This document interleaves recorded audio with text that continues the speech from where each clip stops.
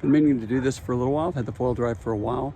I'm gonna go out and do some comparisons of I'm on the Fanatic 5.8 and I'm gonna run the 1550, the 1150 and the 950. I'm running the 3-prop, the max drive, 20 centimeters there. And I've been out on these before. I've been out on the 1550, I mean, basically takes nothing to get going.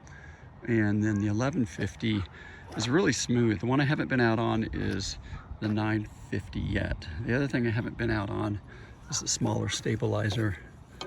One of the things I have been doing is, things I've been learning is really foot placement.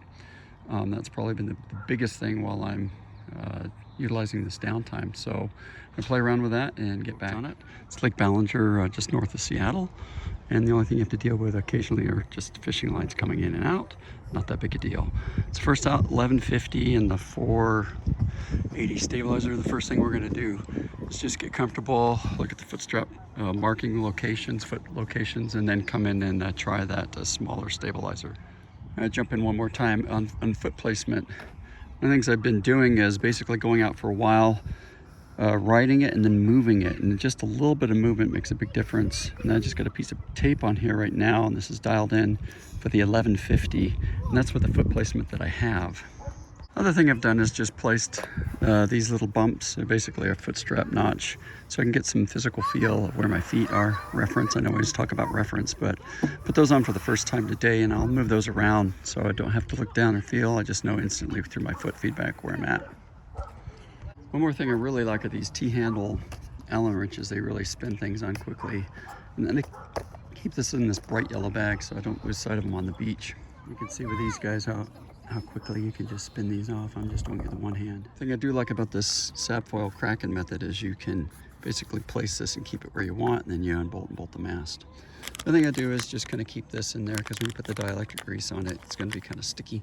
And so that just keeps crap out of it. These also did really take the time to make sure that this, there's no pinch, it's not too short, it's not too long. And the tape, this is kind of a little bit of a rush job on the tape, but this is basically to keep this cable nice and secure. There's another trick I use. It's kind of hard to get your fingers in there. Just pop that out a little bit. Actually, I get that going. I use my other hand to get it out. Pops it out easy. It wasn't riding as flat as I wanted it to with my markers now, so I moved back a ½ inch, and we're gonna go back and give it another shot. Well, that ½ inch made a big difference. You wouldn't think it would, but it did. Now we're gonna swap out 430 for the 380, so it's quite a bit smaller. See what we can get out of that. Now we'll take the bucking Bronco out for a ride and see how well this works out. Should be a lot less drag, but also a lot less stability. That alone made a huge difference. I couldn't believe it. You know, I think what happened is big stabilizer in the past really kind of covered up poor positioning. So, I mean, this little guy right here, there's so much less drag. You look at the surface area. So I'm excited about that. So the next thing I'm gonna do is I'm gonna swap out this with the 950 and give that a shot.